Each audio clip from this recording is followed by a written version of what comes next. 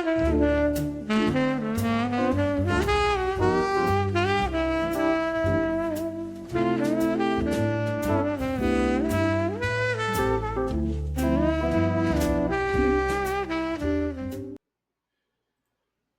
to the Teep Show, a show for UFC veterans and casuals alike, where we break down the latest comings and goings in the UFC world.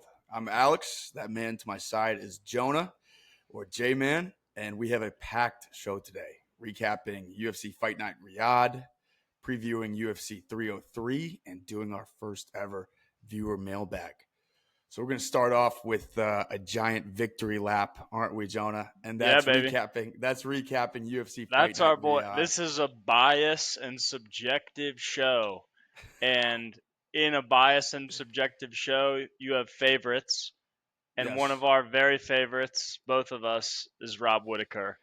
And as just a slight favorite going into the week against the short notice unranked guy, felt pretty disrespectful.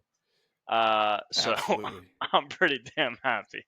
Yeah. No, my favorite fighter on the planet. I know you're top 3, top 4, something like that. There. We're gonna start with dessert. We're gonna get to the salad and the entree later. We're gonna start with the best. Let's do Whittaker was a minus 140. Listen to this. He was a minus 140 favorite going into the fight. But actually, about 20 minutes before, he had slipped to 120. I dipped back in and got him at 120. I didn't even know that. Yeah. He came up to 150 was the highest I saw him, and then he was 120 by fight time. And let's just say my weekend was free this weekend thanks to Bobby Knuckles. Yeah, hell yeah. Now, we had some trepidation a little bit. Sometimes this happens in the sport where the line seems to make no sense whatsoever. And you and I were texting each other, weren't we? What are we missing? What are we missing on this guy? Well, I think the thing that made me most nervous, and I was talking to you about it, was how glowingly Moicano and Gilbert Burns were talking about Alaskarov on their podcast. Just because they're more willing to talk about what happens inside the gym more than any other fighter in the promotion. And they were, to shorten it up and paraphrase it, they're basically just saying guy's a beast and out grappling, high level grapplers.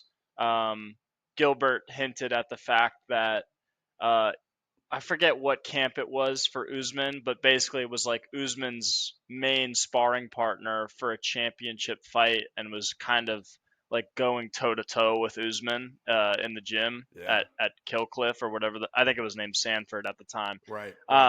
So I told you that when I was listening to that podcast, and it's kind of like, God, I mean, it's still Rob. Like, so I still believe in because I think he's the best middleweight in the world.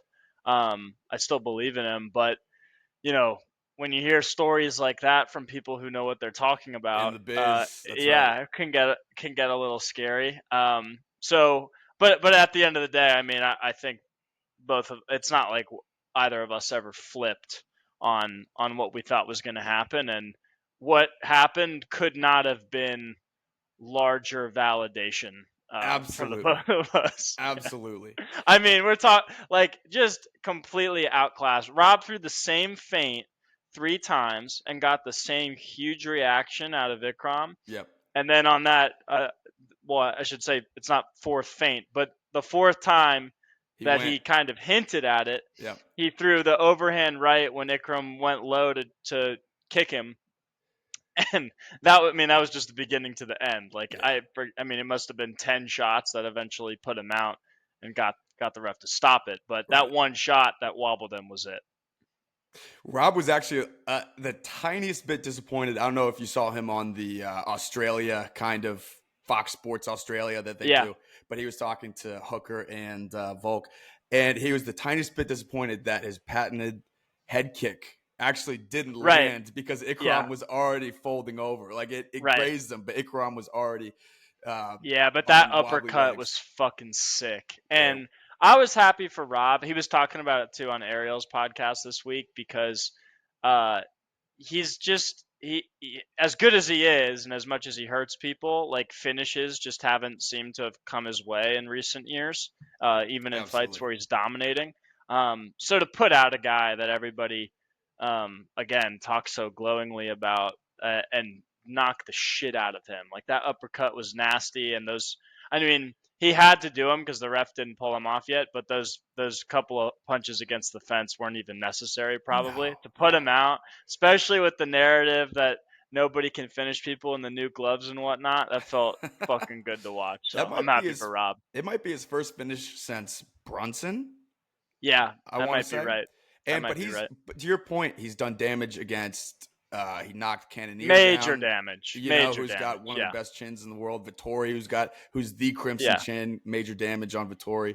So it was. Gastelum, same thing. Yeah, It just yeah. beat the shit out of the guy for 25 minutes. But yeah, it was good to see a quick finish too. Like it did I mean, it could have been a 5-round fight and where he just wore him down, but a quick finish like that for a guy like Rob, I couldn't have been happier. One of my favorite Rob quotes of all time was in the presser after, where some Saudi reporter said, "You know, if this was if this was Hamzat, if there was no pullout, do you expect it would have gone 5? You know, was this easier for you?"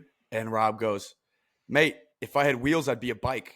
What happens Right. if I ate scrambled eggs instead of waffles for Yeah. breakfast? You know, like That's all he typical could do Rob. was fight the guy in front of him, who Dana's made a point of saying no one wanted to fight in the rankings. Right. And this could have been catastrophic for Bobby if he lost to an unranked guy. You said he Yeah. had the most to Setback lose on the years. card last week 100%. in terms of 100%. being a gatekeeper forever.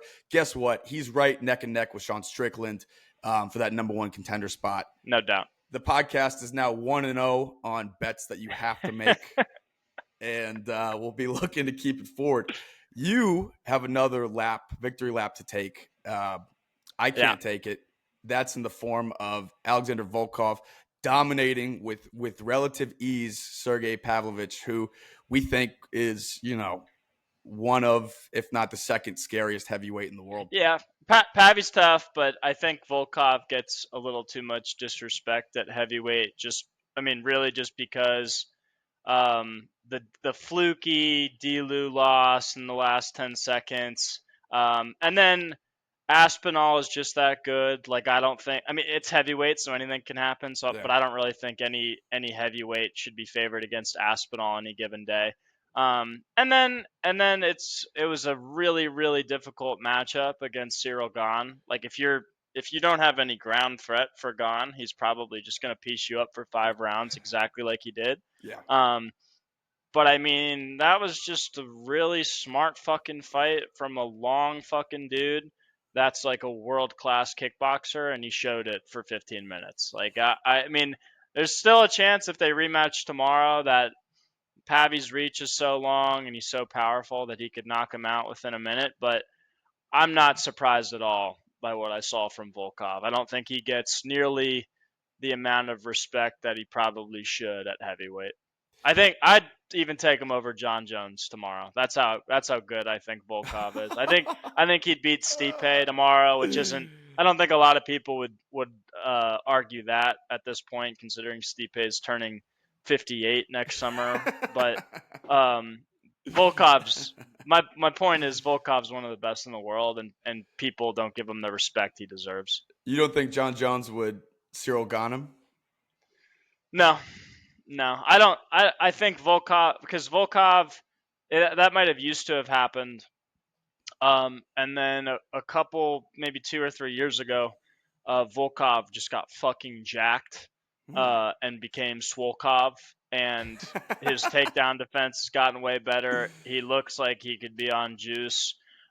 Hair transplant looks fucking It great. looks great. Like I don't Looks know what happened to fantastic. the guy, but They were he's combing it between rounds. You yeah, see yeah, that? he looks great. He looks great. Like I don't know if he's on juice and he went to Turkey for the transplant or whatever, but the guy looks fantastic, and he looked fantastic in the fight against Pavi. So I take him over anyone in the world right now not named Aspinall or Gone. I think that was the hope for Pavi. You talked on it, that the reach would be able to overcome the length, like Yeah, the range, and yeah, Pavi just never got close. He never got going, never got close. There wasn't even a a punch where you thought, oh, Volkov's in trouble here. Right. He Yeah, had he's not. I mean, everybody knows Pavy's not a decision fighter. Like, right, he's got to put your fucking lights out if he's gonna win, which he usually does, to his credit. yeah, But Volkov is a world class kickboxer. Like, he is, and it's the secret's out on Pavy. Like, what his recipe is to win. I'm not surprised that Volkov had a really solid game plan going in, and to your point, never felt like he was in danger the entire fight. yeah. So J-Man 2-0 on the two biggest fights. That Yeah. was impressive. We go to, I think, the most depressing fight of the card, which was Kelvin Gastelum, Daniel Rodriguez fought at 185 pounds. That's the worst part about it. Like, I think our prediction was right in the sense that Gastelum would not easily win, but kind of. I mean, he won every round in my opinion, Yep. and it wasn't a terrible performance or anything. But it's more so just the fact that he's still stuck in limbo in terms of weight, and 170 seems impossible at this point. I mean, I heard stuff. Who knows what's true and whatnot, but I heard stuff online that D-Rod was pissed that Gastelum couldn't even get down to 180 for the fight. Yeah. Like that, like there would be no struggle at all for the weight cut. And then I think it might have been earlier this morning. I was reading his coach came out, basically gave a laundry list of reasons why he couldn't make weight, like Whatever, man. staph Whatever. infection, blah Yeah, blah sure. blah blah blah. Sure, I get it. It's hard. Like, camp is hard, whatnot. Everybody else makes weight though, Everybody else makes weight, and and this is the third time. 15 fucking pounds. Yeah. 15 fucking pounds. Right. I mean, come yeah. So, and Dana was pissed after, as he should have been. Right. Like, you can't sign on the dotted line and not even come close to the weight. So Dana it's had a good disappointing. point. They're signing guys off other organizations that are coming in 2 weeks notice and making Yeah, weight. I mean, 100%. Kel- And it's not like it's not like that's easy. Like, I understand it's not easy for Kelvin too, but the rest of these guys are doing it.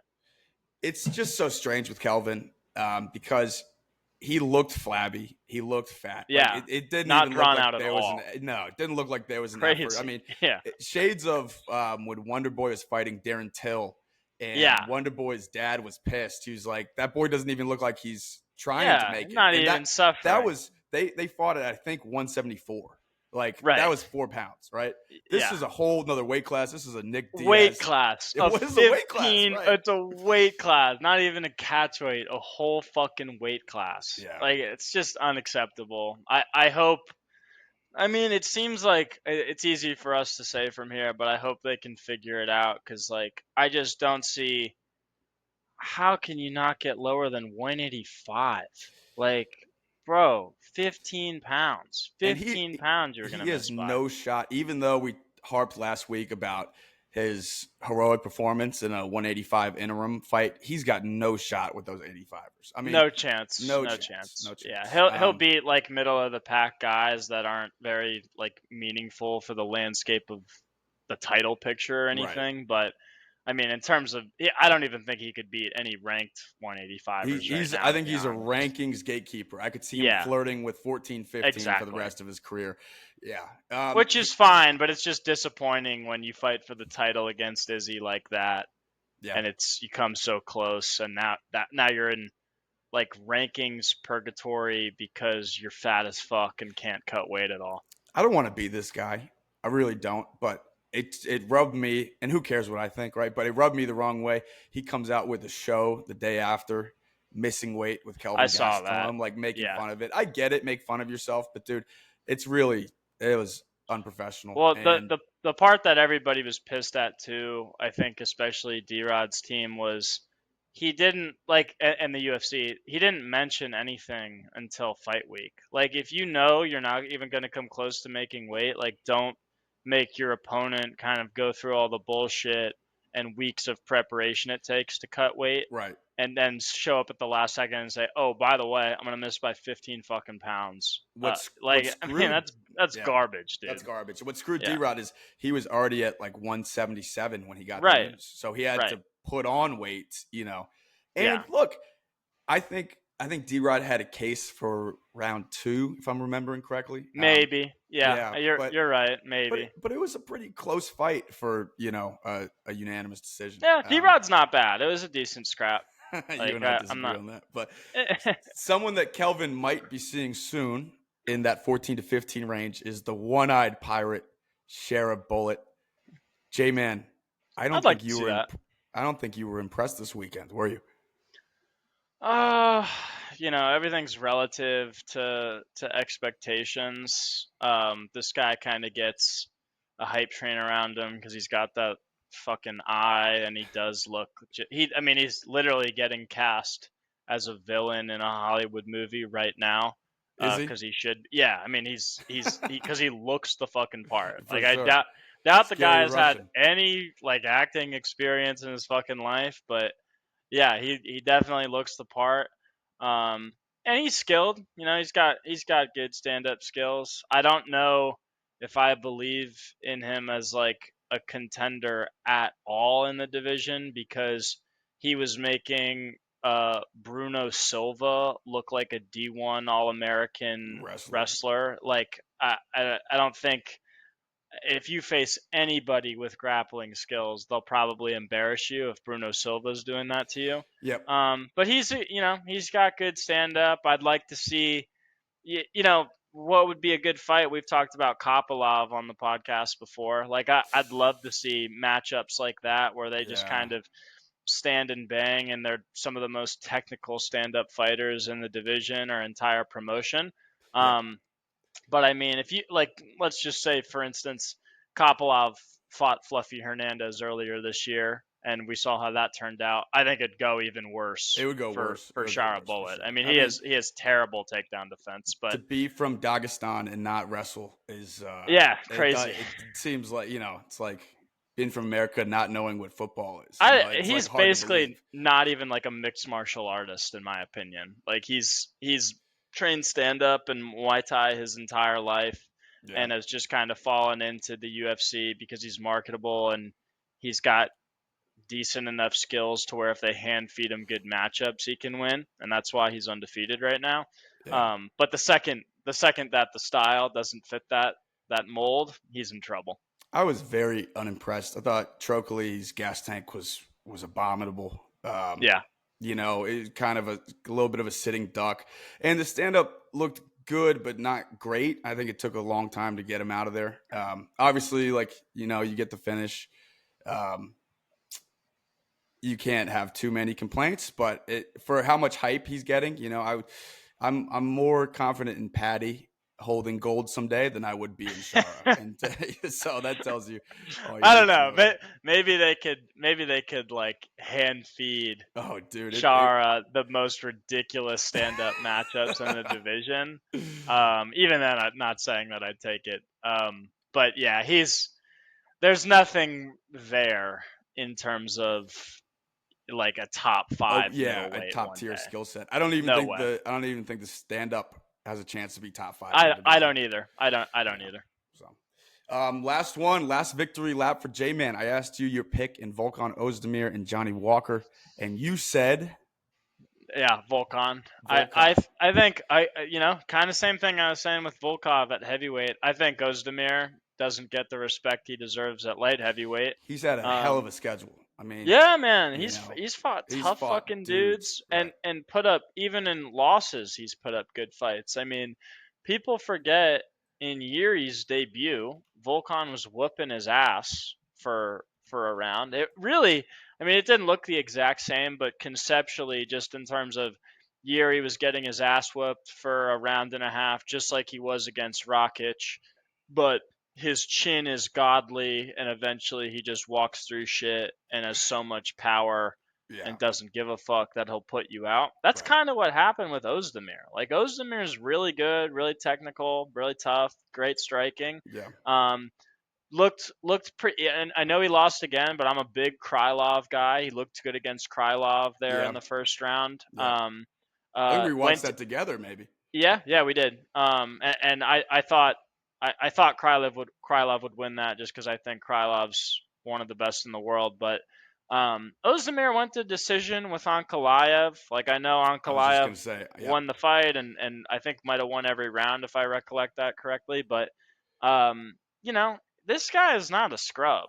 Like, he can beat any light heavyweight in the world on any given day, and he's got serious power.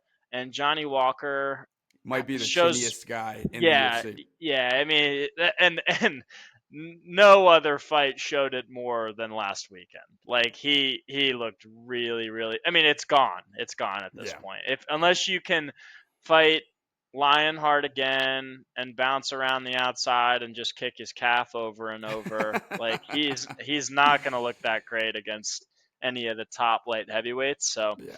what happened doesn't surprise me at all. Actually, Ozdemir's a good fighter.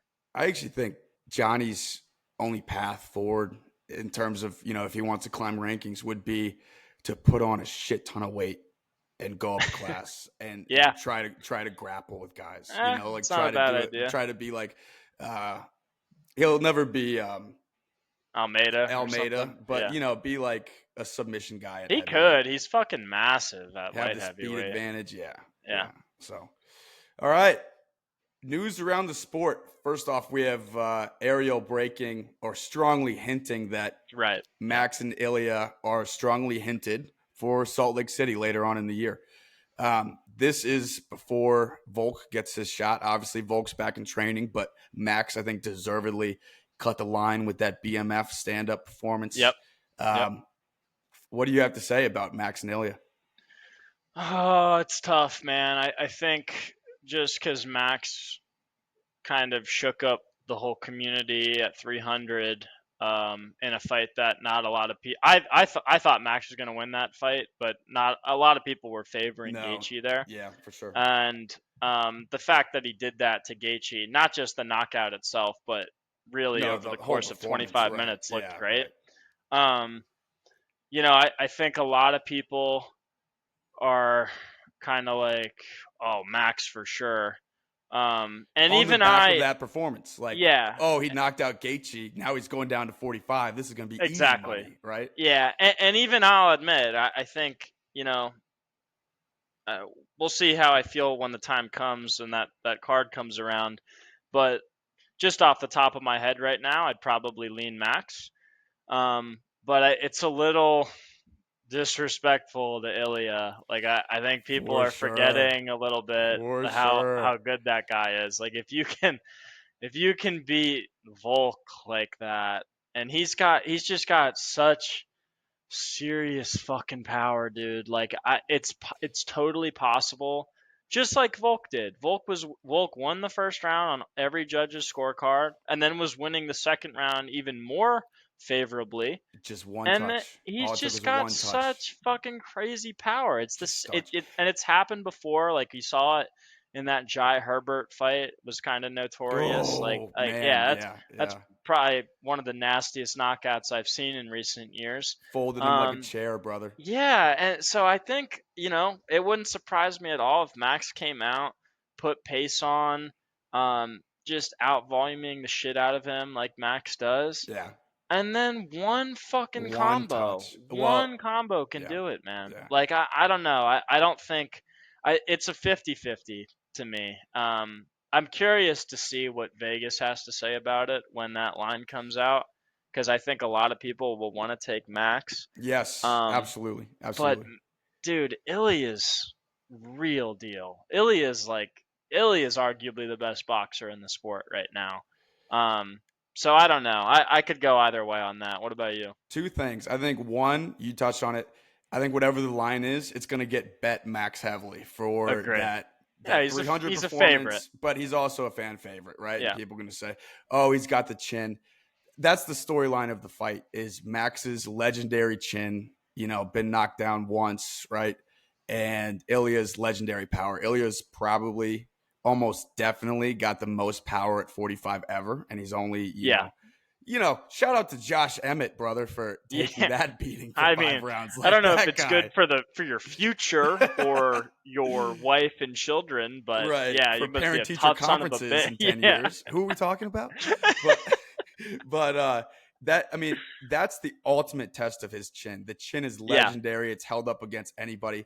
If it holds up against Ilya, it's Max's fight. Max is going to have the volume. Max is going to, be a round yeah. winner. I think if it Such a goes, big if. Such a yeah, big for if. sure. I think Such a if big it if. goes to decision, it's Max minus like Has to be. 700, right? Has to be. Yeah. But can't like Max can be up 4-0, brother, and Yeah. it still end. So Right. can that chin hold up one more time? And if so, we have, you know, now the greatest. If Max wins, I think the greatest featherweight conversation starts to Yeah. open up a little bit, right?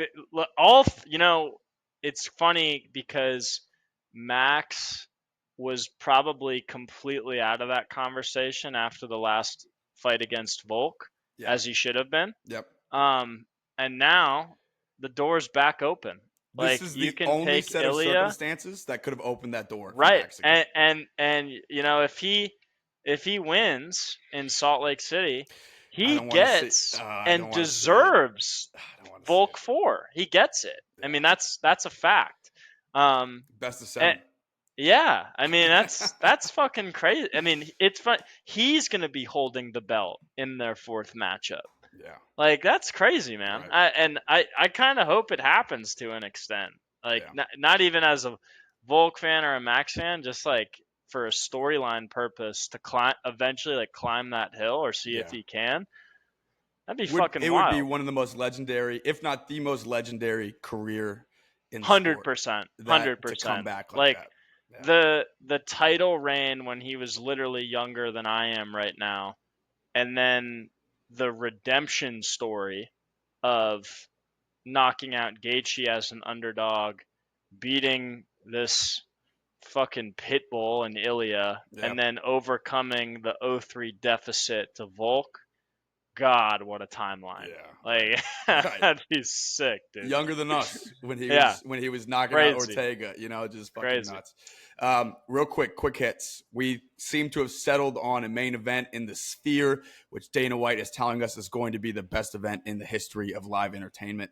I'm I'm a UFC diehard. I'm kind of inclined. I think for me, that might be true. I don't know if it's true for everybody. I think, anyone would say Taylor Swift Eras Tour, something like Sure. that. But we do have a massive main event. It seems like Marab the Machine Davishvili against Sugar Sean O'Malley.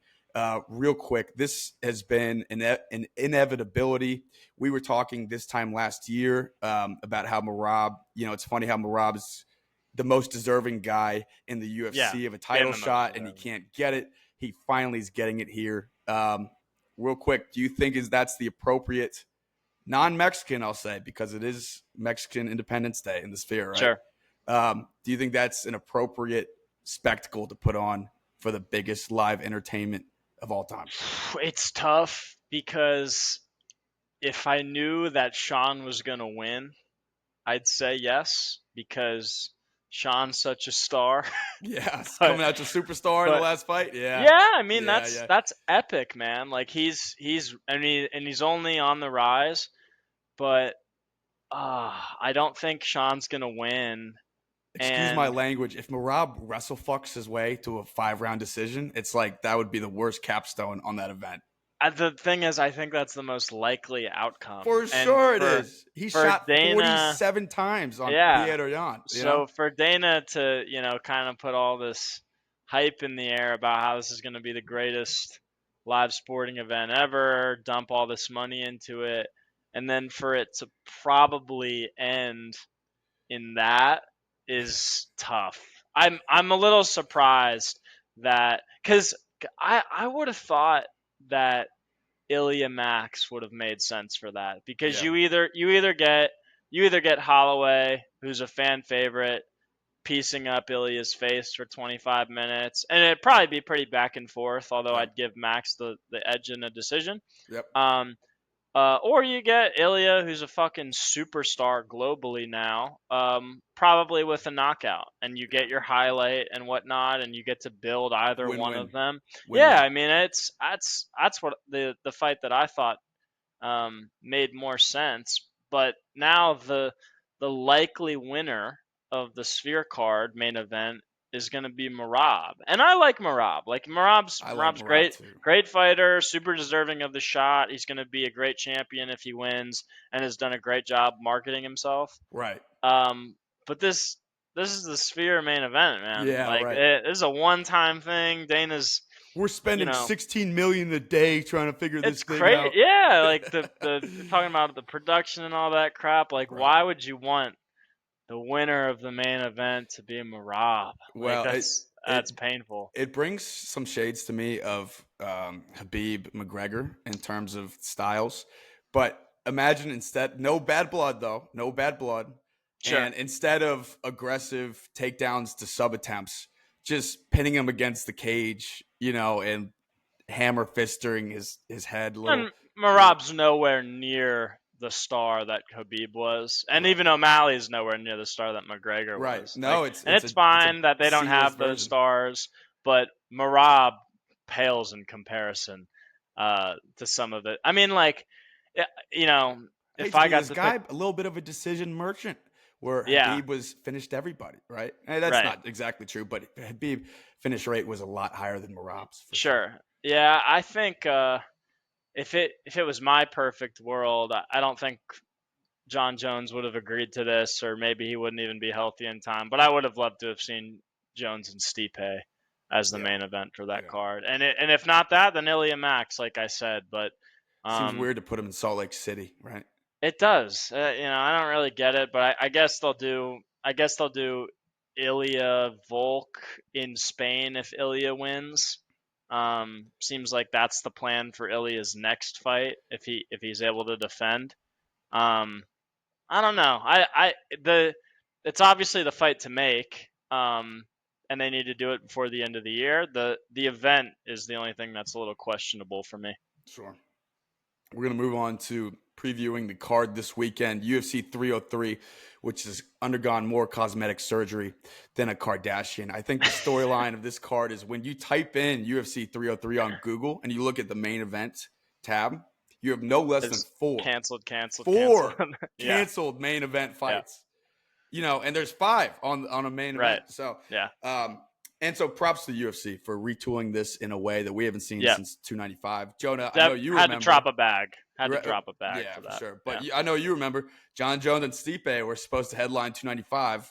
right. Who stepped Yeah, in as the main event? same Same dance boys. partners. Yeah, it's the same Same dance boys. partners. Yeah, And of course, Pereira hopped in and Yuri hopped in on 300 yeah, as well on relatively short notice. So yep. two game ass dudes here. And it will, I think the card will be really fun. Looking at the card, I think there's a I'm lot. more excited for the card than the McGregor card. It's got Yeah. more at stake than just some McGregor Chandler tough finale. I don't really need to see that. God, I keep forgetting they were on Tough together. Yeah. Yeah, everybody does. No It one was cared like about that. 3 years ago. Yeah. Yeah, right. I think this card, looking at it, there's a bunch of really fun fights. I have a buddy going this weekend for a bachelor party, and I told him, I think you want to be there first fight. I mean, Ricky Simone, like what this card lacks a lot of stakes and rankings and future Sure. championships, but it carries a bunch of bangers for sure. I mean, Ricky Simone leading off, always down to swing. Um, Peyton Talbot, is kind of hot, talking a lot of shit recently. I'm sure you Yeah. saw. But you got Charles Jourdain, always down for a banger. Cub Yep. Swanson, Andre Feely. Those guys are always fight of the They'll night, swing. performance of the night. Yep. And I mean, Pfeiffer and Barrialt gets in some nice scraps too. So Yep. you don't have anyone ranked, I believe. I'm sorry, Michelle Watterson Gomez and Yeah. Jillian Like I Robinson give a fuck. are ranked. You don't have anyone else ranked on early prelims, but you Right. have a lot of fun fights. So let's start off. We're not going to touch on everything, but two fights that I like as a parlay here. First off, Dana White's very own Joe Pfeiffer Yeah. against Marc-Andre Barriault. So Pfeiffer, for the casuals that don't know, was homeless or living out of his car. Or I guess that is homeless. Living out of his car, and was on Dana White's Contender Series, and Dana bought him an apartment, and they've been kind of feeding him breadcrumbs to try to get him up the rankings. That took a sharp halt when he faced his first ranked opponent in none other than friend of the show, Jack Hermanson, who is, if you look up number 11 in the middleweight rankings, Jack Hermanson is the definition. And that was a pretty poor fight for Pyfer and a pretty sobering reality of where he is as a fighter. But again, they've given him someone to beat up here. What do you think about Barrialt and Pyfer? So I'll touch on Pyfer Hermanson. What do I always say? If you get out kickboxed by Jack Hermanson over the course of 25 minutes, It's a I'm bad not look. really a believer. I'm not really a believer. I will say, if they fought again, I do think Pyfer would win. And definitely part of the challenge in that fight was it being 5 rounds instead of 3 rounds Yeah, because he it got was a main cardioed pretty event. good. Yeah, Yeah. and this is obviously 3 rounds, being that it's just on the prelims of the pay per view. Um, that said, I mean, he just got the shit kicked out of his calf against Hermanson. Yeah. Barrialt is not this like cerebral technical striker. Like he kind of just puts pressure on and wants to get in your face and swing, and he Yeah. doesn't really have the power to do so. Right. And so I'd expect Pyfer to put his lights out pretty fucking quick because Joe is good. Like I Joe's got think, power. yeah, Yeah. he's got serious power, and I think, um, like I said, I think the Hermanson fight was probably a huge learning lesson for Joe. I don't know if he'll ever be half as good as he thinks he is and reach like the top 5 of the division, but this, like you mentioned, this is a layup for Joe, and Yeah. he should put his lights out pretty easily. I mean, he's got the advantage everywhere too. He could take it to the ground if he wants because Yeah. Barrialt is purely stand up and Joe can wrestle. But I'd expect because Barrialt just sits in the fucking pocket and will eat shots, and you really can't do that against Joe. Like Joe. Joe, Yeah. Joe That is. probably does have some of the heavy. I mean, off the top of my head, had the heaviest hands in the division. Like Yeah. he is that powerful. He'll probably knock him out in the first half of the first round, There in you my go. opinion. Yeah. That is why I like him for the first leg of my parlay. The second leg, we're taking it down to featherweight 145. Cub Swanson, legend of the sport, against Andre Touchy Feely. My favorite nickname in the whole sport, Touchy Feely. These are two guys that will swing and bang. Cub Swanson famously against, I'm forgetting his first name, but Troy, one of the best fights, crazy Yeah. damage on both guys. Touchy Feely is always a 50K risk or threat. And Cub Swanson is 40 now. Yeah. He's kind of declined to about a fight a year. Last time he got finished was Giga Chikadze in 2021. Sorry, no, Jonathan Martinez took him in 22, and he beat something called a Hakeem Dawoodi in 23. Dawodu. Yeah, That would and do, yeah. that's one of the worst decisions I've ever seen too. To Robbery. the extent where in the post fight interview, Cub was like, "That's wrong." Cub Cub didn't even think he won the fight. So Cub, like you said, Cub's 40. I mean, he had a great career and everybody loves Cub, but um, there's a reason he moved down to bantamweight recently because he's just not big enough or good enough to compete with featherweights. And then he Yeah. got his ass beat at bantamweight too. I mean, you think about Um, this guy was competing with Uriah Faber, right? Like right. back when Yeah. 45 was not the 45 we know. Like Yeah. some Yeah. some bigger, some chunnier dudes were at 45. Right. For Yeah. him to be there is a sign of him not being able to make the weight. Well, he Right. can make the weight, but there's not a lot of upside. He's killing himself, Sure. and he's Yeah. he's not making the rankings anytime soon. So Ever again. And right, and Philly isn't some world beater, but he's pretty fast, good scrap. He'll have a 4-inch reach advantage. I don't really see any way that Philly doesn't either put him out or most likely win a 30-27 decision just at range, jabbing his face off and hitting him with 1-2s. I'm getting a feeling that this is where the gloves come off and they're put in the center of the octagon. Yeah. I think Yeah. I think this could easily be, and I'm actually seeing a wild stand and bang and one guy going down, and it's probably going to be the 40-year-old. Yeah. Philly's been Yeah. in wars, but he's still got a little bit of a chin. Cub, I think he just goes out on his shield here, which good for him, legend. But I think, Philly is faster, longer, and better. yeah, Like where does Cub win? I don't really see it unless he can catch him somehow. But it's not like Philly got put to sleep against Ige his last fight because Ige is actually really good and technical, still has some youth and yeah, incredibly powerful. Cub doesn't have any of that, yeah. especially in today's age. So I don't see it happening for him. On to the main event. With all due respect to Myra Bueno Silva, all women's bantamweight fight previews are on hold until Kayla Harrison wins the belt. I don't care. Just make it Yeah. happen already. All the. It's Or technically number Nunez comes 3. back. We need some Yeah, juice something. there. I It's don't need to talk about Bueno Silva. it's technically number 3 versus number 7. I'm surprised they have 15 athletes in that division. They Right. might not. I mean, they might have like 16. So, Right. yeah, it was I actually watched the Pennington Silva fight, one of the worst fights I've ever seen. Yeah. We're gonna Bad. we're gonna move on from that. We do have a very exciting all Great Britain matchup in Ian Machado Gary against Michael Venom Page, another one of the great nicknames, MVP. Michael Venom Page is bringing one of the most distinct styles you'll ever see. Very similar, to go against what I just said, to Wonder Boy, but they're both very different in that it's all trying to do takedown defense because we want to stand on the feet, and you're doing a point karate style where you're trying to blitz in, get 1-2, and get back out. And MVP, I think, has got more power than Wonder Boy. Sits people For down, sure. a lot of knockdown. And I think he's trying to put more power on it too. I think he's going for a knockout where Wonder Boy really likes that. He's athletic as shit, too. I He's mean, he's, he's he's long as jacked. shit. Might be on the 79-inch juice. reach at welterweight, dude. Crazy. But what's fun about this fight is that Ian Gary doesn't want to go to the ground either. So we have Yeah. a stand-up fight here. We've talked about this a bit offline, but how do you see this playing out? I haven't told you this because Oh, I've been thinking about it. exciting. I've been thinking about it.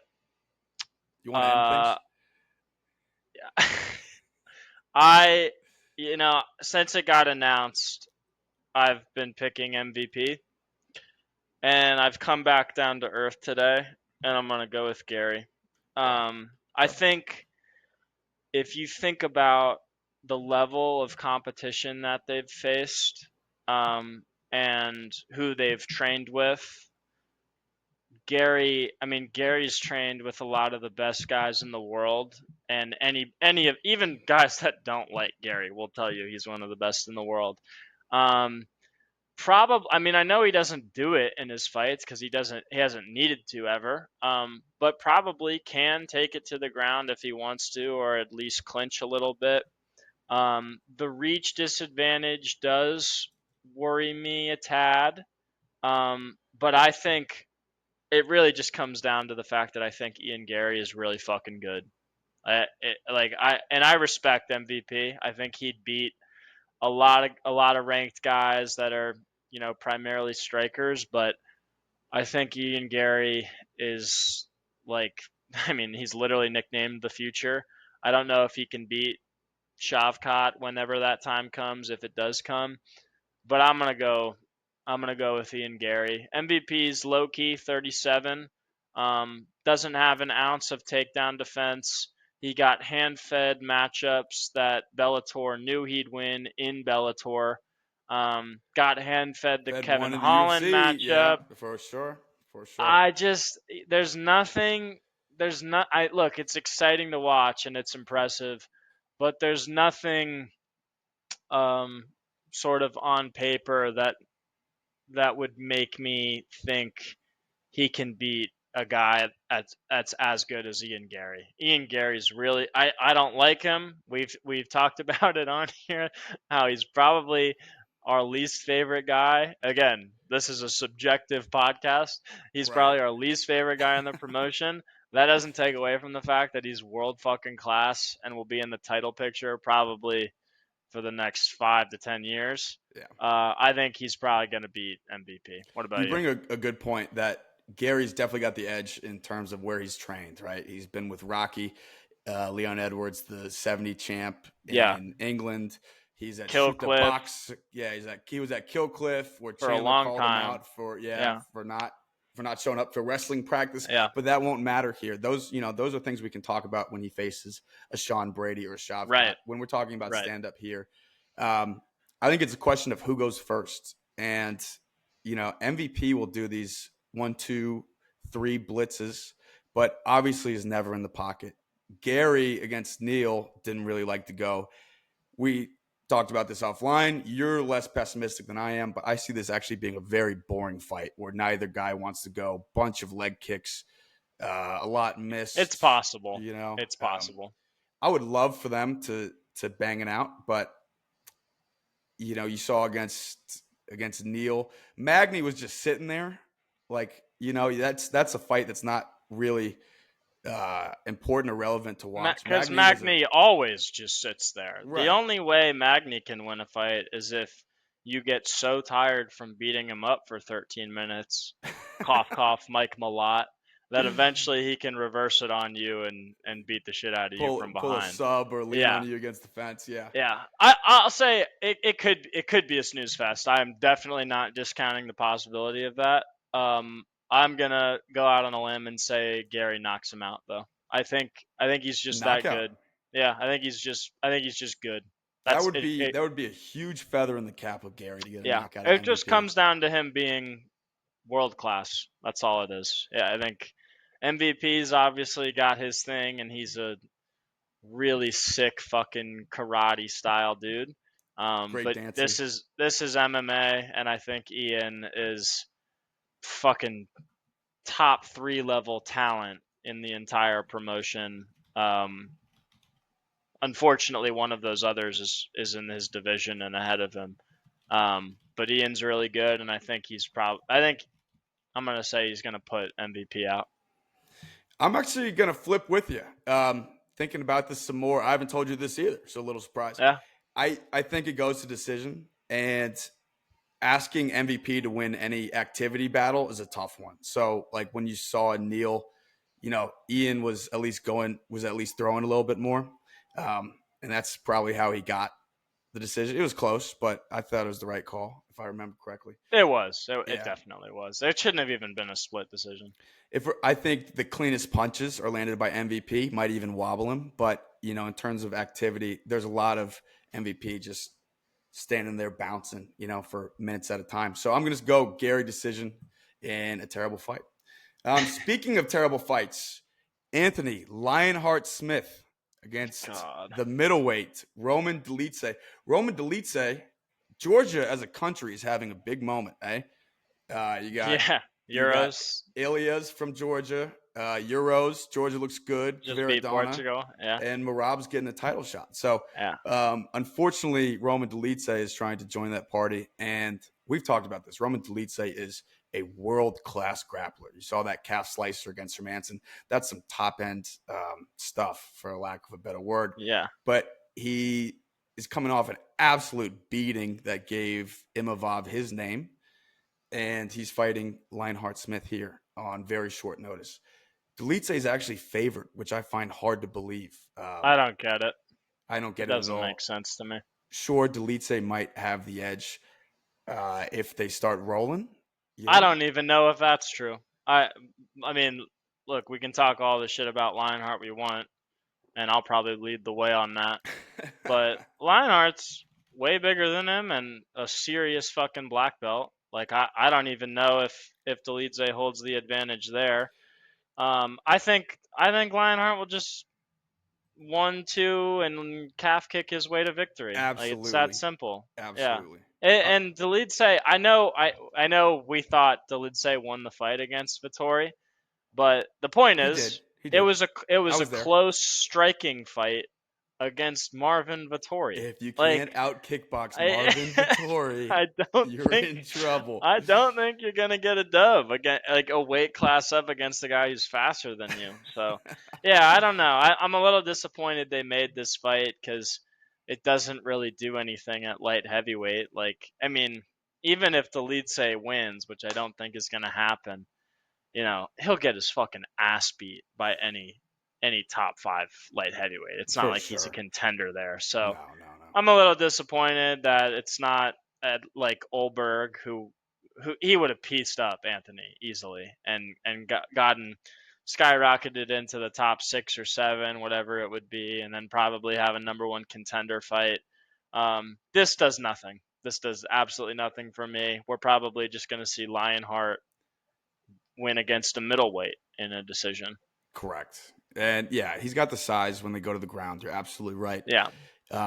I don't think Delite is going to be shooting, and when it He stays, doesn't shoot against anybody. As good no, as he is at grappling, he doesn't right, shoot at all. right. It's just when Even they that happen to get there. calf slicer against Hermanson, that was just a reversal. Like he did not initiate that Right. grappling exchange. And look, we shit on Anthony Smith a lot, but at the end of the day, he's a ranked light heavyweight. I mean, he deserves to be there. The sub against Petrino, very Yeah, nice. I thought he won against Spann. That was razor thin, but he did. he was He did. trading with Ryan Spann. Yeah. And you have a guy who can't strike at 85 coming up another I don't division. I don't see where the Lidsey's path to winning is. I mean, Yeah, maybe really. when Lionheart loses, I'll say of course he did. He sucks. But I'm when Delidze loses, I'm gonna say the same thing. So Yeah. whatever. It's not that interesting of a fight. Well, I have good news for you, Jonah. Our next fight is very interesting. I think we're Yeah, both very big excited time. about this. Um, a much better co-main than Hill Olberg would have been. That's debatable, but I'm more excited for it for Big sure. time. Not even close for me. Yeah, and much better than Smith, Olberg, or any of those Yeah, concoctions. So for sure. you have number 3 at featherweight, Brian Ortega, 2-time title challenger, the best looking man in the business, former boyfriend of, I'm forgetting her name, Tracy Cortez, Trace who just Cortez. Yeah, stepped in to Rose yeah. Namajunas, fighting the up and comer Diego Lopez. Um, Diego Lopez first came on our screens as a last minute off another roster sign and replacement against the boogeyman of the 45 division, Movsar Evloev. And he acquitted himself very well. Wobbled Evloev, got him in some sub opportunities, much better than anyone had a right to do on that short of notice, and much better than people have looked against Evloev. So since then, he's got a couple knockouts to his name. His whole family, Jonah and I like to joke about everyone's a black belt these days, but he is like a 4th degree, something like that. Yeah. His whole family are black belts. You haven't seen it because he's got so much pop in his hands. But we have 2 guys. Ortega, maybe not the same power, but 2 guys very good on the feet and very good on the ground, well-rounded all the way They around. literally might be the best jiu-jitsu players in the UFC. I mean, you could throw Oliveira and Burns in there, but Yeah, in terms of it, like they're right in that conversation. yeah. So what stands out to you about this matchup? This is tight, and the line is tight too. We have Lopez minus 145, Ortega plus 120 or so. Yeah, I know I said I'm 50-50 on Gary MVP. I think I'm even more conflicted on this one. My initial reaction when it got announced was I think Lopez will probably just win on the feet because he's more powerful. Um, but as I've thought about it the past few days, I'm starting to lean a little more towards T City. Um, and that's largely because it has fought the best guys in the world, and even in losses has looked solid. And I think Lopez, obviously, and it's not that I think, I know Lopez is incredibly dangerous for a round. Um, but T City has an incredible chin. He does. Um, He does. and I think because of that, I'm gonna lean towards him maybe losing round 1, but then eventually, as Lopez gasses out a little bit, T City survives. We get into rounds 2 and 3. I think Brian has better wrestling, and he can end up in top control. Mm, Where Lopez is still dangerous. I mean, he might literally be the most dangerous guy off his back um, in the promotion. But I don't think it's going to be enough against Ortega. Like Ortega's jiu-jitsu is that good and his top game is that good. I can see a 29-28 for Ortega Mm-hmm. or a late finish. I think I'm going to pick Brian. Um, it won't surprise me if Lopez knocks him out within a minute. Yeah. I It wouldn't mean, surprise you against anybody, right? He's got the that type of power. the fact that he did that again. I mean, the thing is too, since his Evloev loss, which by the way he looked great in, his wins have been good names. Like Sabatini's not a joke. The No. fact that Gavin Tucker's not a joke, and then obviously on 300, the fact that he did that to Sadiq Yusuf is really fucking impressive. Yeah. I just Yusuf, think good kickboxer. it's a little too much of a step up right now. I could be wrong. Again, I'm like so torn Mm. on this matchup, but gun to my head right now, if you make me pick somebody, I'm going to go with the guy that's been in the top 3 for the past 5 years and has fought the best guys in the world and I think has better wrestling and probably a better gas tank. Yes. Good stand up, good box. I know Lopez is powerful, but his striking's a little wild. I think Ortega has better technical boxing. You can go refer to the Korean Zombie fight for Yes, that. for sure. For sure. I'm gonna lean Ortega. And even Yair too. I mean, he looked good Yeah, on the feet yeah, in he did. round 2, 3. He did I think Lopez has got a little bit of Dorino in him, Gilbert Burns, where for he sure. loves to throw hammers, he loves to throw hard, and he knows he can throw hard, knowing that if he gets taken down, Yeah, that's he's right. very happy on the back. Right? That's There's right. no concern about that.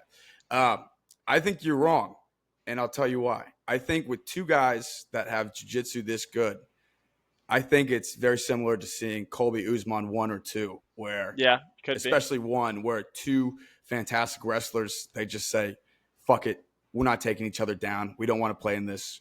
It's all on the feet. I think I'm not I'm not going to say they negate each other on the ground. Ortega, obviously 3 seconds. So I don't know who's better. They're both fantastic. Nobody does. I don't Yeah. even think they do. No, right. They both think they're better, but like heart of Yeah, hearts. Um, you know, Diego Lopez gave Evloev the best fight he's had outside of Allen, and arguably got Evloev closer to being out of there than Allen did. Right? Allen put up a dude, very that good the fight. armbar was in. If Yeah, there was 30 seconds left in the round, the fight's over. right. Since then, sub 138 against Tucker, KO 130 against Sabatini, KO 129 against Yusuf. I mean, he's getting guys out quick. It's crazy It is crazy. against that good of guys too. Ortega has a fantastic chin. You remember Max dropping 400 significant strikes or whatever it was. Yeah, Volk reigning ground and pound, and Ortega getting, a lot of guys are just out from that. And Ortega got up yeah. for round 4. Even Yair was beating the fuck out of him until he wasn't. That was a Right, 10-8 round, round one. right. Here's the difference: the power of Lopez is something to behold. I mean, Yusuf It is. It Yusuf is. is was hurt bad against Barbosa at times. Stayed up, was out with alacrity against Lopez. Yeah. I Ortega's got a great chin, but all it takes is that 1-2, and Ortega's out. Ortega also very inactive. Right, he had the title against Max, beat Korean Zombie, walked back into a title against Ortega, or excuse me, against Volk. Got his shoulder dislocated against Yair. Yeah, so many surgeries for that guy. It's Yeah, sad. a lot of surgeries. And then that Yair performance was very, very impressive. But we're talking about 3 fights in 4 years, where Lopez is ready to Yeah, go. Lopez is ready to go whenever, man. I For mean, sure. I love Lopez too, and part of me is rooting for him, probably more than Brian. But I think even if what you're saying is true and it doesn't really go to the ground, at least as much as you might think it would with these guys, I think even then, Brian could box his way To a to a decision. 2-1 decision. Yeah. Yeah, I think he's just more technical, and um, there's kind of that lingering possibility of Lopez leaving it all out there in the first half of round one and Throwing then gassing hammers. out. Yeah. Yeah. So I think again, it's so close. Like Lopez could easily knock him out quick, but I think I lean towards Brian if I have to pick. All right. Finally, we have the saviors of the card.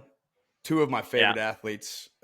My second favorite athlete, Yuri Prochazka, the challenger, fresh off a UFC 300 win against Alexander Rakic, where he ate an ungodly amount of leg kicks, and it Yeah. did not matter. Facing off against arguably the leg kick king and also king of the 205 division, Alex Potan Pereira. This is a rematch. I was there in person in December. And as you know, people like to say, Alex cleared him pretty easy. Yuri confused the hell out of Alex with the weird movement, a lot of missed hooks, and hurt him pretty much pretty close to when he got finished himself. So everyone I've seen, every capper on Twitter says this is easy money for Pereira. Why is that not the case this weekend? I think Yuri should be the favorite. I think if you go back and watch the first fight, there's just clearly more ways for Yuri to win. Everybody talks about, it's weird. I've been listening to some fighters and talking heads breaking down the fight and whatnot. And a lot of them are saying, oh, I either think Yuri wins by decision or Pereira knocks him out. I don't know what the fuck you're talking about, man. Like, have I you don't see how not this could go to watched decision in a a million Yuri years. fight? Yeah. Dude, Yuri's crazier than anybody in the promotion. Like, It's not what do even you close, look? dude. It's not even. I don't know I'm who's not two. saying Pereira doesn't have power, but like to act like the power is so one-sided, that's fucking crazy. Like Yuri's I mean, the Rakic fight is a prime example of that. To just eat a ton of shots to the legs, to the body, to the head, not give a fuck, and walk through them and put his lights out easily. Like Yeah. I and then you add on top of that, because Yuri won round one in their first fight, and a Yep. large part of that was because of the takedown. He got the hands together against the fence, took Pereira down Mm-hmm. pretty easily. Yeah, I You got a know, little wrestling on him. dude, I just think there's more ways for Yuri to win. I'm not discounting the fact that Pereira's great. I'm a Pereira fan, and I think he's obviously amazing. Um, but there's a reason that the line in the rematch after Pereira won by finish is even tighter than it Yeah. was in the In the first first. matchup. Yeah. I think people are watching Vegas and people are watching that first fight like, I don't know if he can avoid that mess that Yuri is for 25 minutes again. Like Yeah. whether it's what I mean, it could go to decision. If it goes to decision, I think Yuri wins. And people seem to forget. Like, look, I know we were at that fight where Alex beat Izzy to win the middleweight belt the first time, and it was a great moment. We were both rooting for Pereira. Whatever. Izzy was winning that fight, and a large part of it was because he took him down so easily. And Yuri's way stronger than Izzy. Like, I just think there's more ways for Yuri to win, and he's also just really fucking good. Like, I think Rakic was probably a tougher fighter for him than Alex was, and I think Yuri's gonna get it done this time. I can't believe people are saying this could go to decision. I Yeah, I don't even understand especially that. from a Yuri win. Like that doesn't make sense to Do you know me. the last But time a Yuri fight went to decision? not in the UFC. 2016. Yeah, Since then, KO, KO, KO, KO, KO, KO, KO, right. KO, KO, sub, And they're loss, saying he KO. doesn't have power. Like, what are we talking about, man? That's insane. I mean, what he did to Vulcan. We were just talking about Vulcan earlier. Yeah, He folded Volkan like a folding chair. he does it. I mean, Just he closed ended Dominic Reyes' his career. whole career. Yeah, he His ended whole his career. career. All So glory to God. it doesn't make sense to me. Um, I also, I don't know if you agree with me, but Twitter loves Alex Pereira. Like, I Sure, think everybody fandom does. yeah, I love Alex Yeah, Pereira too, but everybody in a does. way that he's like, I think because he's stone faced, Sure. oh, he's the ultimate Terminator, and he's really good. We're going to talk about him later in the mailbag. But I mean, as if Yuri wasn't landing on him, not at will, but pretty consistently. Yeah. And as if the first fight wasn't stopped early, which Yeah, it for I sure know. was. I know Yuri says he's out, but people go out all the time. I mean, Right. people Yeah. say that all the time.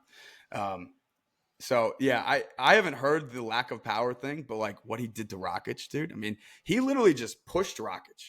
Yeah. Rakic was Yeah. so wild he pushed him, and Rakic Yeah. fell on the ground. Yeah. Um, I think it's 50-50. I think it's a coin flip. Who I you know got? If you got to pick one. I've gone back and forth. I've gone Yeah. back and forth a lot. I've obviously, honestly, until I rewatched the fight, it was Pereira. I just thought he's so technical. He's gonna stay on the outside, but And then you watched it, and then I and rewatched it, and I was yeah. like, how many punches he missed because of the fucking weird head movement, body movement. It not to say that Alex being technical doesn't help, but that's the whole point of Yuri's unorthodox style is it negates a lot Sure. of that. This is where this guy's head's going to be. This is where the body kick is. The thing that scares me, you can probably guess, is Yuri goes into a title fight, gets his leg kicked off, goes into his next fight, proceeds to get his leg kicked off. Like the guy just doesn't care about his leg getting kicked off. And Yeah. sometimes that works against Rakic, But dude, when we were watching that together, I don't know about you. So I thought it was over. I thought it was over. Yeah. I thought it might over. be a leg injury, but like that his leg was just going to give and he wasn't going to be able to move. But he just seems to be a superhuman, like literally like Captain America. It's just like the blows just don't register on the lower part of the body. Yeah. Um, So I'm going to say Yuri, and as a betting thing, Nice. I'm going to go Yuri. Nice. And as a I betting like tool, I think Alex is going to jump massively before the fight. I think Friday or Saturday afternoon. I think Could it's going to happen. get up to. I think it's going to get up to like 175. Could happen. And I would take Yuri. Seeing him walk through the leg kicks of Rakic is a good reminder that this guy can eat damage like nobody else. Maybe the best chin in the UFC. But especially if I can get him like 150, yeah, no question. I think we're going to be celebrating next week. I hope so. In validation. I really do. Quick question. Are these your two favorite light heavyweights besides Anthony Smith? Favorite's a relative word. Like I want justice for Magomed Ankalaev. But this is obviously the most entertaining fight that they could make. And I'll leave it at I'm glad this is the 303 main event. This is the light heavyweight fight I'd want to see the most right now. It's not the one that we deserve, but it's the one we Right. want. Yeah. Right. Yeah. We are on to our first ever viewer mailbag. We have some great questions, some terrible questions, and we're excited to answer them all. We're going to start off right away. Alex D from New York asks, and I think this is for you, Jonah. Why did Yuri ask Alex Pereira not to use spirits and shamans in his fight? I saw a great tweet about this, actually. It said, if this was anybody else, I would think it was somewhat racist, but Yuri's enough of a psycho that he's being completely dead serious. They both probably are completely serious about that shit. Yeah. Like they're probably the only ones in the UFC that would actually like put stock into something like that for a UFC title fight.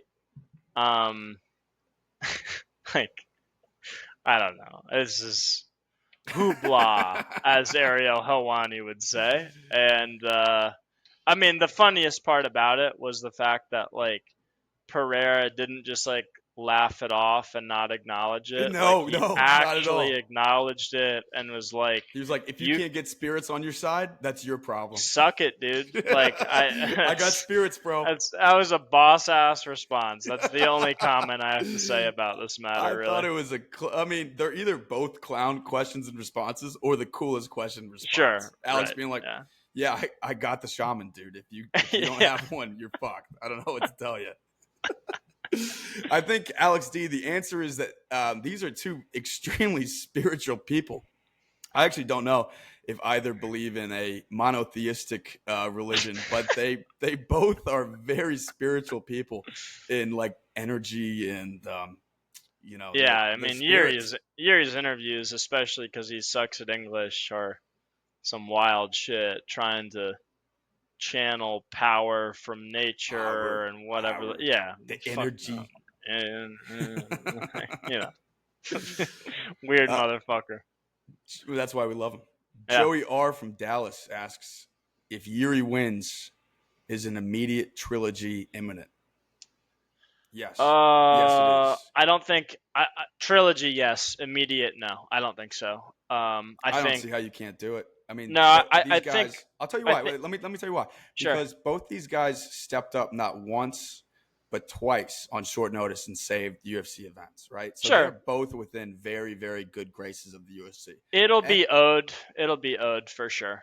it'll be Um, owed. And Ankalaev is the most deserving, no doubt. But how do you not? Also, all respect to Magomed, he's not selling a single pay per view outside of Russia. Like that Yuri Alex thing can that number 3 headlines anything you want it to. I mean, it could do the Sphere if you wanted it to. right. So Yeah, I think trilogy for sure. I don't think immediate. I think Alex even said after this. And this is also just a testament to what a good fucking champion Alex is and good person for them to have on their roster. Alex was like, "I want a break after this fight, and I'll fight in November or December," which is not a break at like all. yeah, it's a normal, that's even a That's quick 2 weeks of timeline for a Aljamain champ. Sterling Yeah, vacation. right. I need to take some time to enjoy the fruits of my labor. But I think they'll give Ankalaev the next shot just for like some fresh blood.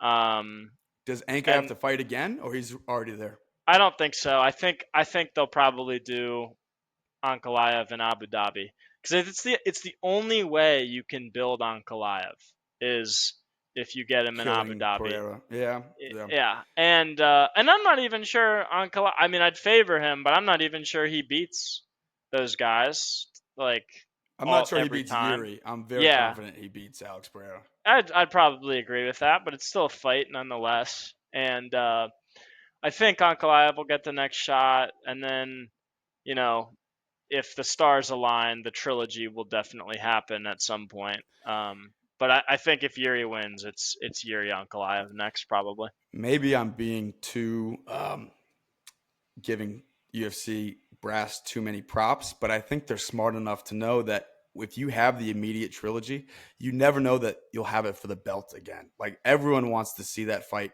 Sure, Once Ankalaev goes, it's Anka territory forever, baby. And like you have a limited, I mean, it's been the last 3 years, but you have a very limited time frame going forward before Ankalaev takes over as light could heavyweight be, champion. could be. We'll just Um, have to see how it plays out. I think it might depend how the fight plays out. Um, it's kind of hard to keep like running the same shit over and over. Like sometimes it's good when there's a little bit of a gap and some anticipation is built. So mm. it'll depend how the fight plays out this weekend. And but I think the rematch or the trilogy is probably more likely than not at some point down the line. So Joey R, you have disagreement. I say it's immediate. Jonas says down the line, but it will Yeah. happen. Sam W. from Florida asks, is Diego Lopez the worst haircut in the UFC? Yes, that's it. That's my answer. Worst haircut and worst tattoo. What's his tattoo? What's what's it fucking? It looks like some riffraff shit across. his chest. Dude, Volkov might, after last weekend, Volkov might have the worst tattoo. He's got like the Yeah, Ben Affleck at least it's a phoenix on his little. back, At you know? least it's a little piece. Look up. Do me a favor. Yeah. Just Google search Diego Lopez tattoo. All right, I'm doing it It's the live on the worst pod. worst font. It says Oh, yeah, that's right. dream, That's right. dream, Dream, believe, believe, make it and happen.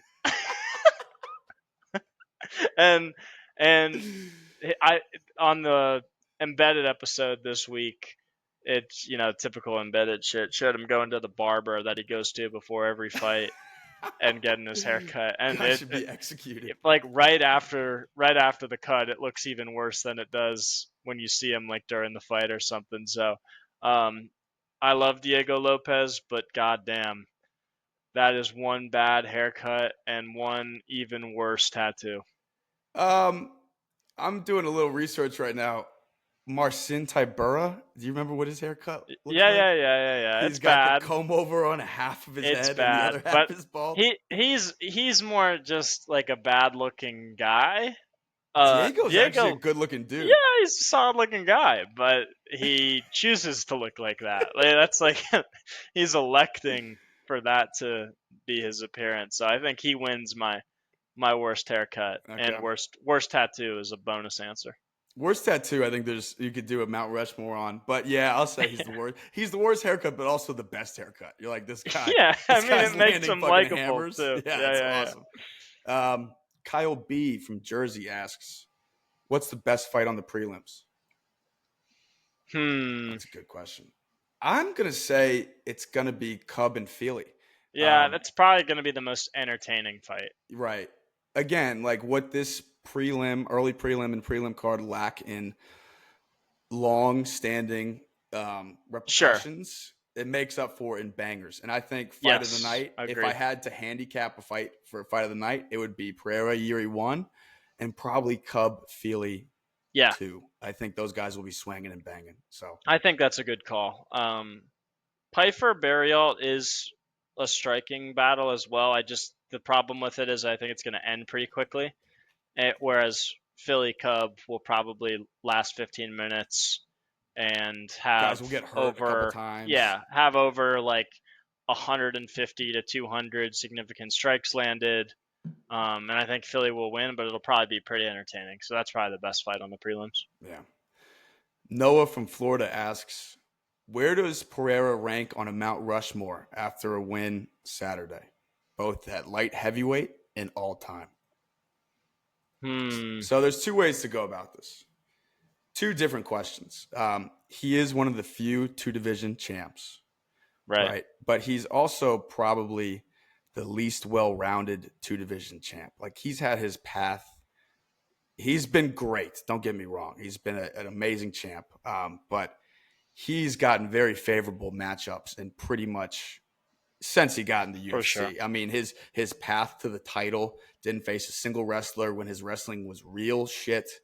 His wrestling's still not great. He still hasn't faced Ankalaev here. So, light heavyweight, yeah, he's probably the third best light heavyweight of all time. Yeah, maybe from a resume and legacy perspective, it's tough too because Jones dominated light heavyweight for so long that like there's no others that even got the belt at all besides Cormier. Cormier, yeah. So like you putting him at 3, it's not like there's even other names you could throw there. Right. He'd be ahead of Yuri because he'd have 2 wins over him if he wins this weekend. So I don't mind the 3 at light heavyweight, just considering the lack of competition in that discussion. All time, I know he's a multi-division champion already, whether he wins or loses this weekend.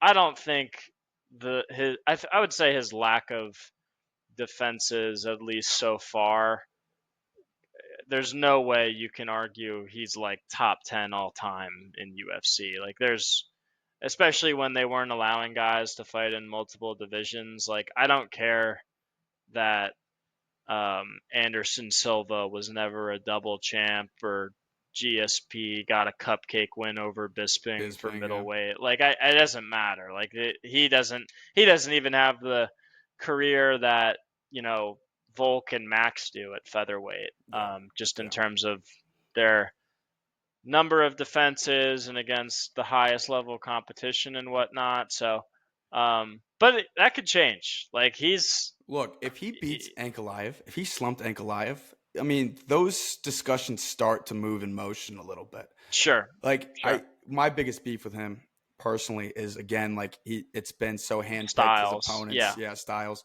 If he beats a wrestler like Ankalaev, slumps him, things really start to move. And if he beats Yuri, I mean, I'm looking at Cormier right now, right? He beat Rumble, defended against Gustafsson, defended against Rumble again, and then Volkan. So he's only got 4. Yuri, if he beats Yuri this weekend, you could talk me into Pereira over Cormier. yeah, I think all time he's got a lot of work to do. It a lot. would be Yuri, It's not Anka. even close. Yeah. It's not even close. So But there's still room to work. And if he beats Yuri and Anka, he's the second best late heavyweight of all time, behind the greatest fighter of all time for me. yeah, yeah. And I'll say I'm not really a believer in him winning fights at heavyweight against the top guys, but let's just say he won 2 more fights. Heavyweight's not a particularly thick division. They could make the fight for him for the heavyweight belt to move up, and again, wouldn't favor him against an Aspinall, a Blades, whoever. Yeah. Maybe Gone, maybe, but likely wouldn't win against most top heavyweights. But he's still that good, and it's just one fight, and when they're at that size, like anything can happen. Yeah. And then you're talking about 3 division champ. Like then this conversation takes a 180, and he's certainly top 10 of all time. Yeah. I mean, you could start talking about Mount Rushmore if you win 3 fucking belts. So if he goes Triple C, I mean, I hate to say it, this is like anathema, I know, but you talk about Khabib only beat like 4 or 5 ranked guys, right? Like if he goes triple champion, I think that's crazy. Yeah, right. That's crazy. Yeah. But it's such a weird instance and such weird circumstances. Like we're talking about a guy that was well down the path to losing to Andreas Michailidis in his debut not long ago at all, and now we're talking about potential triple champ with like what if he beat John Jones at heavyweight? No, like, that'd be fucking insane. I don't think. I'm not saying I think he would. But anything can happen at that weight, and he is that good. So with that hook, for sure. Yeah, for sure. It could happen. So he's definitely on the Mount Rushmore light heavyweights, partly because Jones dominated it so long. But we're starting to talk about future projection. You know, has to beat Yuri, has to beat Ankalaev for anything beyond that. Sure. Top Mount Rushmore of aura for sure. You know, walkouts. But right. All right. So we're into our final segment, which is one of my favorite things to talk about with people. It is your Mount Rushmore of MMA fights. That is UFC, Bellator, your 4 favorite fights. Now, to be clear, these are not the 4 best fights ever. These are your 4 favorite fights. Yeah, completely subjective. Completely subjective that you would show to a Martian to try to get him hooked on UFC. Right. So I think a fight, for example, that's commonly talked about, the best fight ever, that's going to be on neither of our Mount Rushmores, is Jones-Gustafsson, right? Right. Great fight, back and forth. It's a great fight, don't get me wrong, but it wouldn't make my top 10 probably of favorite fights personally. I'm going to start off with my 4th favorite fight of all time, which is a funny one. It is Derek Lewis against our boy Alexander Volkov. This fight, it was iconic. It is iconic. It was instrumental. It got D. Lewis title shot, by the way. Yeah. And it's instrumental to the legend of Derek Lewis. So if you haven't seen the fight, I'll give you a little breakdown. Volkov. You can skip to 4 minutes, 40 seconds left in the 3rd round. Volkov is 6'7". D. Lewis is like 5'11", fat dude. No, he's like 6'2", but just this big, doughy black dude. Volkov is hitting him with everything. I mean, calf kicks, his calf the is whole done. fight. The whole body fight. kicks. He's got like 100 more significant strikes. Derek Lewis lands maybe, no shit, I think lands somewhere between like 5 and 11 punches per round. That's it. And Volkov is one of the clearest unanimous decisions you've ever seen. Derek Lewis hasn't done anything. Volkov in my opinion, gets a little complacent, starts opening up a bit towards the end of the fight. D-Lew hits him with one that lands. Volkov's wobbled. D-Lew hits him with another on the ground and pound to finish it. There's like Yeah, it was 11 vicious. seconds away from being a lopsided decision. And one of the craziest turns. I think that's it for me. It's the craziest turn of fortunes I've ever seen in a fight. Sure. Yeah. Yeah, I think to your point, it hits on just like what Derek Lewis represents to a T, and is probably more memorable than the Yair elbow on Korean Zombie, even though as crazy as that was. Like, Yeah. with the interview after, balls were My hot, balls are whatever. hot. Yeah, it's legendary. He made millions that his fight skills probably don't warrant just because of that like 10-minute stretch in his life. Derek, why'd you take your shorts off? My balls are hot. Understood. So yeah, no, that made Derek Lewis, and that's why he's a multimillionaire. So, and you know what, man, I've defended him against you offline. Like, yeah, not the most skilled guy, but to do what he's done with the skill set he's had, the impressive. most overreaching career maybe of all time. Yes, so. Agree. Especially, against Blades and Volkov, that's fucking crazy, man. Yeah, Blades another crazy. One, yeah. All right, go ahead. First one I'm gonna name is, again, this is totally subjective and biased, but just how I felt when I was watching it, because I'm such a Dustin guy, was Poirier Hooker. And I love Hooker also too. a Hooker guy. Yeah, you're also a Hooker guy. I love Hooker, but Daniel Hooker, by the way. but not just a regular Hooker guy. Yeah. It was 2-0 going into the third, and Hooker had all the momentum.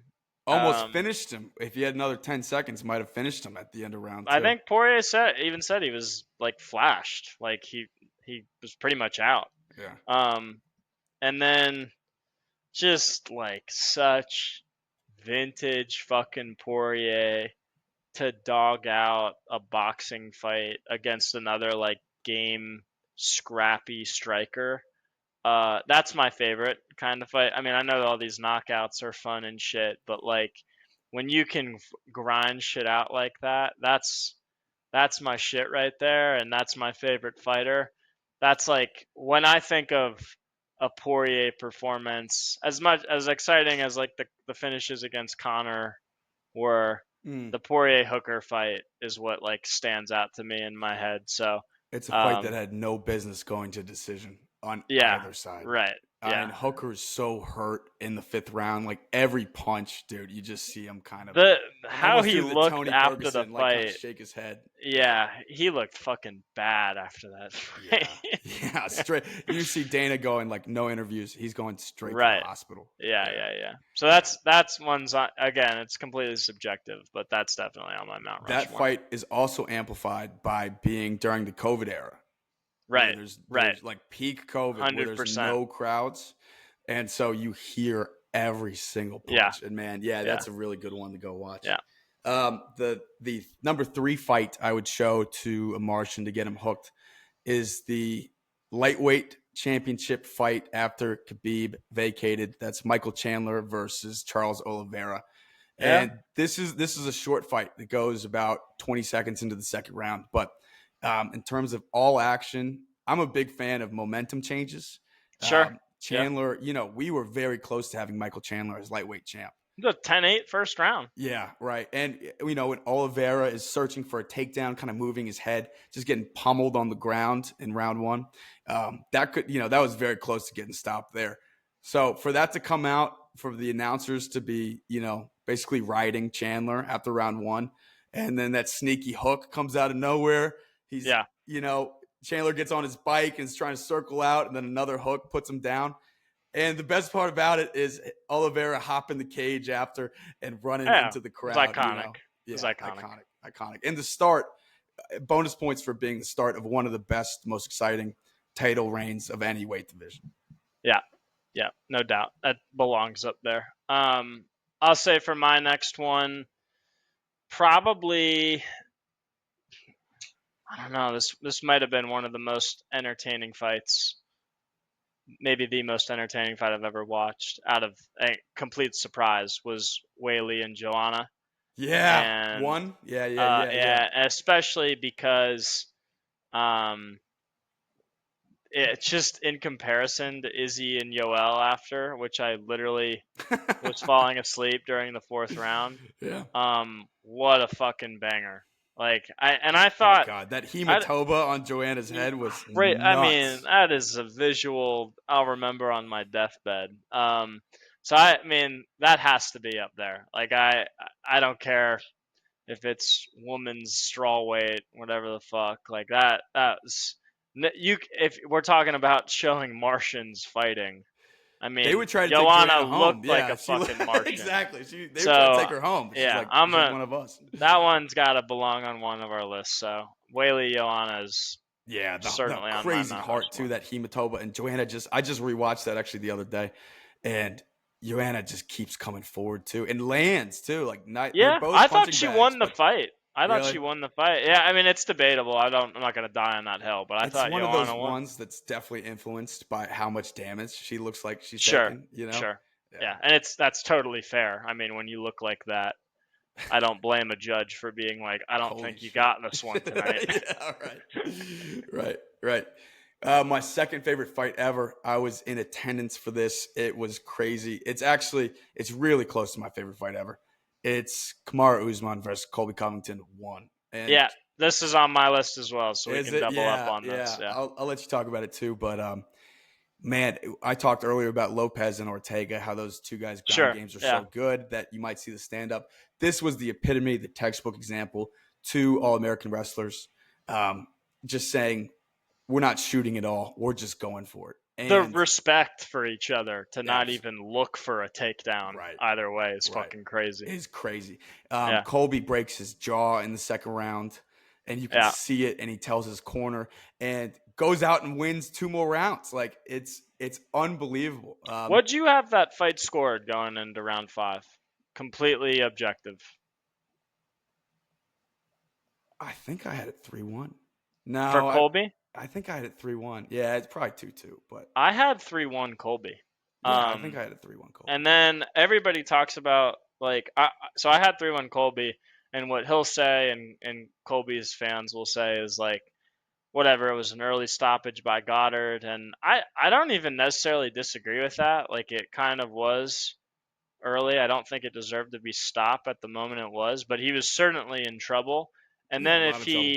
if he, let's say Goddard lets that fight go, that's en route to being a 10-8 and we get a draw. Like it's not like Colby always argues like, "Oh, I should have won that fight because it was a stop." Like, bro, that was a 10-8 at the very least. Like you still might have been rightfully finished in the Yeah. next 20 seconds, but it was going to be a draw best case scenario. But yeah, I mean, fuck it, what? Because like they're not these like going back to our like Ian Gary MVP conversation. These aren't like technical karate guys that are gonna No. bounce around the outside No. and throw six strikes around. Like these are these are all American wrestlers that are gonna throw hands if they can't take each other down. So I mean, legendary fight. I don't think every time I want to hate on Colby for not taking a fight, I have to think back. I don't remember anyone ever walking into the fire with an injury like that, with the broken Yeah, jaw and just walking into punch after punch and just standing there yeah, in the pocket. Like it just not mattering. And yeah, that's heart of a champion. Same thing with Whaley, JJ. Um, that it was just fucking crazy. yeah. Nuts. Great fight. I Great mean, fight. that's got to be everybody, especially in the past like decade. That's got to be on everybody's Mount Rushmore. That was Yeah. so freaking memorable. And two was good too, but not Yeah. not as good. All right, why don't you do your last one since I stole it? Oh, not the biggest Izzy guy, but I'd be remiss if I Gastelum? didn't say Izzy Gastelum. Yeah, Yeah. It's yeah. just that good. It's just it's that good, and I hate to pick a fight from my last one that Izzy won because I'm not the biggest Izzy guy. But it's hard not to. That's such a fucking banger. What's the defining And moment from that for you? uh, I don't know. Izzy looked fucking good in the fifth round. Yeah, Like dude. it's probably fifth round Izzy, and it goes back to our conversation. Like it's so disappointing that like Kelvin's at where he's at. Just like seeing that level of Heart.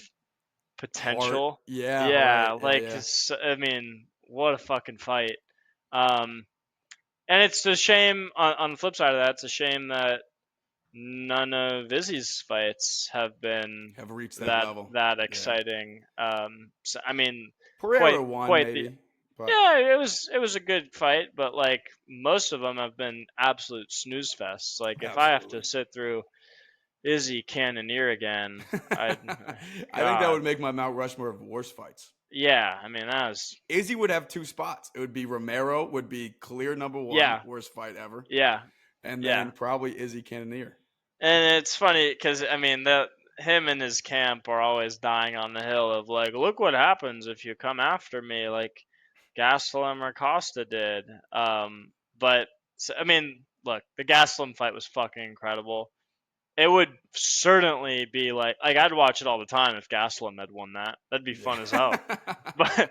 But it was a great scrap. It totally deserves to be on the Mount Rushmore, and Yeah, it does. It does. good for Izzy for living in the past from fucking almost a 2017, whatever decade it ago at was. this Yeah. point. Yeah, The defining moment of that for me is right before the fifth round. Maybe it's the fourth round, but Izzy's lip is busted up, and he's just yeah, saying, "I'm prepared to die." yeah.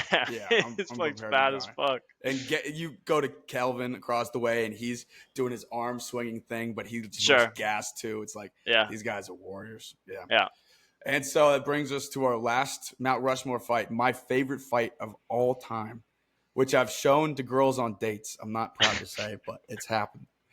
Is Hamzat Chimaev versus Gilbert Burns. Is I think Yeah, the best fight to ever happen. you need to know the context You of it, but absolutely I need to mean, know the it's context. So it's fucking exciting. here's the context of it. Hamzat is this undefeated guy who's taken only three punches through three fights. He's tearing through everybody. He's the boogeyman that no one wants to face. He picks people up and carries them across the octagon, sits them in front of Dana White and says, "I'm next." And no one wants to fight this guy at all. Enter Gilbert Burns, the second ranked welterweight in the world at the time. And Joe Rogan said this about him, but like some of these Brazilian guys, like Gilbert, you're like, hey, the devil made 70. You want to fight him? Gilbert just go, Chama, let's go. Right. And so Hamzat was a minus 525 favorite as the 11th ranked guy against Gilbert Burns, who had just fought for a title and Yeah. was a scary motherfucker himself. And they go back and forth. They both almost finish each other. Hamzat drops Gilbert round one.